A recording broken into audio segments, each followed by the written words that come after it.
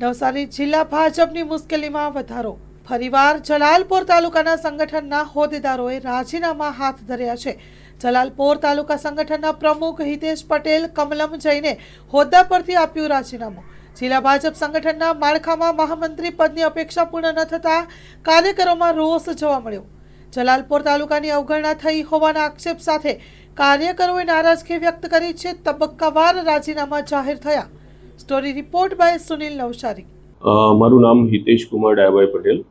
હું પહેલાં યુવા મોરચામાં ઉપપ્રમુખ તરીકે હતો અને પછી જિલ્લા યુવા મોરચામાં જિલ્લા પ્રમુખ તરીકે મેં મારું આખું કારકિર્દી એટલે કે મતલબ કે ટાઈમ પૂરો કર્યો. અને હાલ મને હમણાં જવાબદારી મળેલી હતી જલાલપોર તાલુકા સંગઠન પ્રમુખ, અને તેમાં પણ મારી જવાબદારી મેં સારી રીતે નિભાવી છે.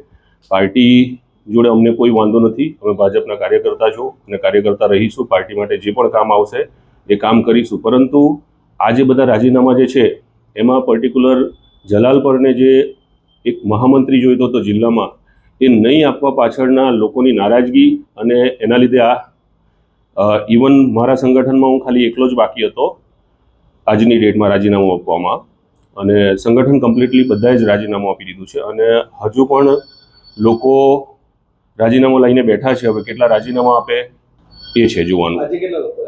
આજે અમે 4 જણા આપ્યું છે.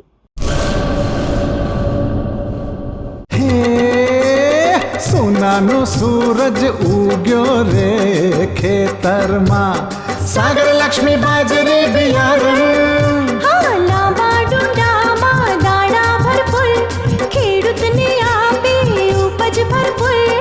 સાગર લક્ષ્મી બાજરી બિયારણ.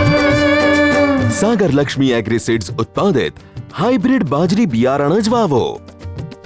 લક્ષ્મીનો સાગર એટલે સાગર લક્ષ્મી.